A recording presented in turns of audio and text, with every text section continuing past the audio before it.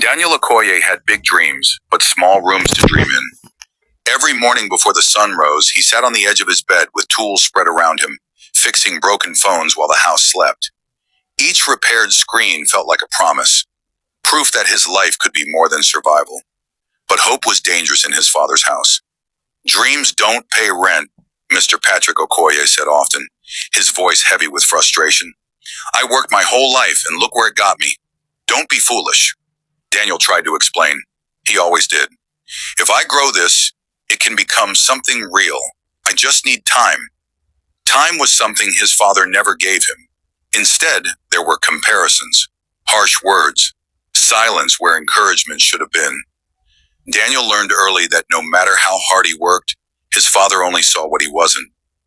At night, Daniel lay awake staring at the ceiling, wondering if something was wrong with him. His hands were cracked from labor, his body exhausted, but his father never noticed. When Daniel skipped meals to save money, no one asked why. Only his mother, Mrs. Grace Okoye, offered quiet love. She slipped notes into his bag. I see you. Keep going. But fear kept her voice soft. Sometimes love hides when it should fight. Amina Bello noticed everything. You're carrying his pain like it's yours, she told Daniel one evening. Some parents don't know how to support dreams they never had. One night, Daniel came home with his first real profit. It wasn't much, but it was honest, earned, and meaningful. He smiled as he held the money in his hands. His father didn't smile back. That's nothing, Mr. Okoye said. Men don't celebrate crumbs. That was the night something inside Daniel broke. Not loudly, not in anger, quietly. He went to his room and cried into his pillow so no one would hear. Not because he failed, but because even when he succeeded, it wasn't enough. That night, Daniel realized his father wasn't cruel for no reason. He was afraid that Daniel would dream, fall, and become exactly like him.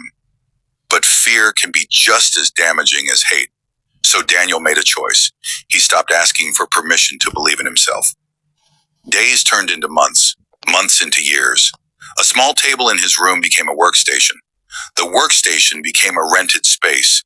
The rented space became a shop. People began to trust him, respect him, say his name with pride. His father grew quieter.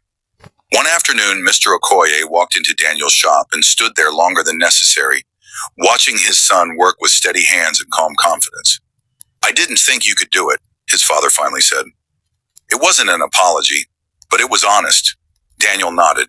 He didn't need more. He had already learned the hardest lesson of all. You can love your parents and still outgrow their fear. You can honor where you came from without staying there. And even when the people who raised you don't believe in you, you still deserve to build a life that proves you are always enough.